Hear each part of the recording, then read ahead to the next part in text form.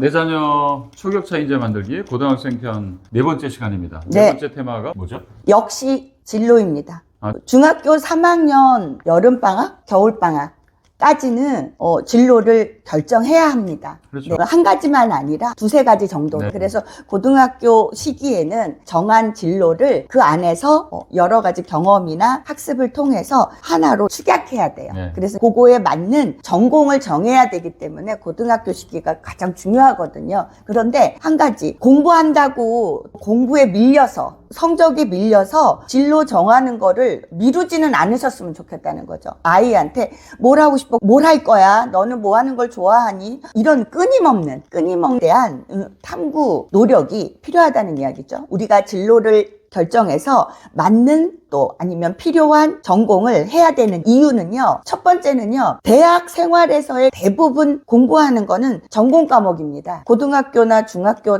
때처럼 뷔페식으로 쫙 차려놓고 네. 이거 다 해야 돼. 이게 아니거든요. 그렇다 보니까 대학 뭐 4년이면 4년, 최근에는 보니까 2년제, 3년제도 굉장히 많은데 아이들이 전공 과목을 위주로 배우게 되거든요. 아무래도 좀 전문성을 확보하기 위해서 이 전공을 잘못 선택하게 되면은 싫은 것만 계속 하게 되는 거지. 싫은 것만. 그래서 아이들이 중간에 그만두는 거야. 튀어나오는 거예요. 그 다음에 두 번째 중요한 부분이 앞으로 취업하거나 창업하거나 어떤 형태의 사회생활도 다 기초가 됩니다. 요즘에는 어느 대학 나왔어? 이런 거 잘 안 물어보잖아요. 블라인드를 뽑는다니까요. 네, 그러니까 뭐 전공했어 이거거든요. 네. 그리고 전공하면서 뭐를 더 연구했어, 노력했어, 경험했어. 경험에 따라서 어떻게 성장했어, 얼마큼 성장했어를 물어보거든요. 그걸 가지고 이 친구를 우리 회사에 받아들이면, 우리 회사에 들어오면, 우리 조직에 들어오면, 나랑 같이 일을 하면 이 친구가 어느 정도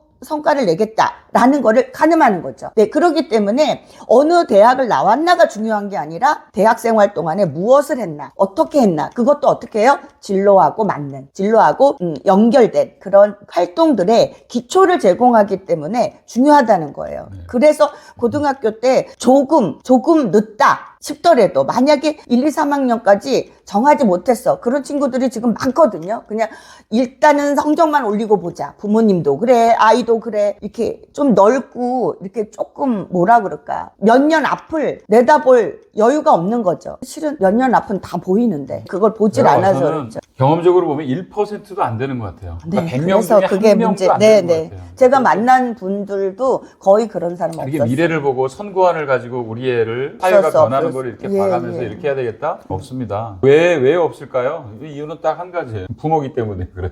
자기 자식이기 때문에. 그게 한계인 것 같아요. 그때 급한 불만 끄고 가는 거예요. 그렇다 보니까 나중에 저쪽에서 조만간에 올 큰 불들을 예상을 못 하는 거죠. 비전이라고 그러잖아요. 네, 네, 비전이 네. 없는 거예요. 네. 장기 계획이 없어. 장기 비전이 없어. 그러니까 맨날 그것만 해 나가다 보니까 나중 가서 소위 얘기해서 퍼지는 거예요, 그냥.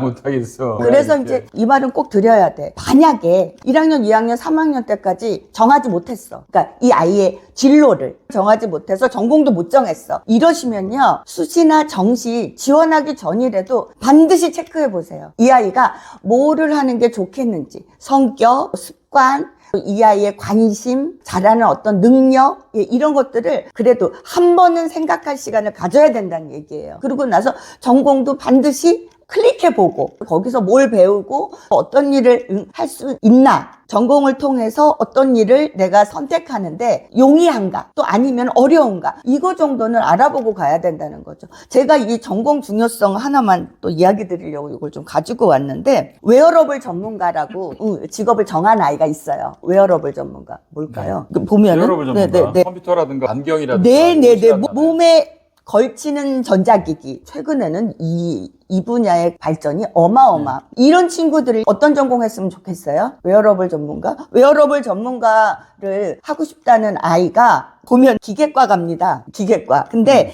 여기 보면요, 유용한 학과는요, ICT 융합학과라고 있어요. 요런 게 있고, 그리고 또 컴퓨터 공학과를 가야 돼요. 이런 친구들이. 기계과에 갈 게 아니란 얘기예요. 네, 기계과가 아니란 얘기예요. 그리고 전자공학과에 가야 돼요. 얘네들은. 기계과가 아니란 얘기야. 설비나 그런 쪽이 아니란 얘기예요. 그러니까 이렇게 본인이 본인이 하고 싶은 거를 나중에 정해더라도 이것 때문에 이제 걸림돌이 되는 거예요. 그리고 하나만 더 해볼까요? 재밌으니까. 국제개발 협력 전문가. 이제는 외교관이라고 안 하고요. 개발, 다루는, 협의하고 이런 부분이 기업에 들어가서도 이런 국제적으로 교류하면서 개발을 서로 도와주면서 윈윈하면서 성과를 내는 부서들이 많아지고 있거든요.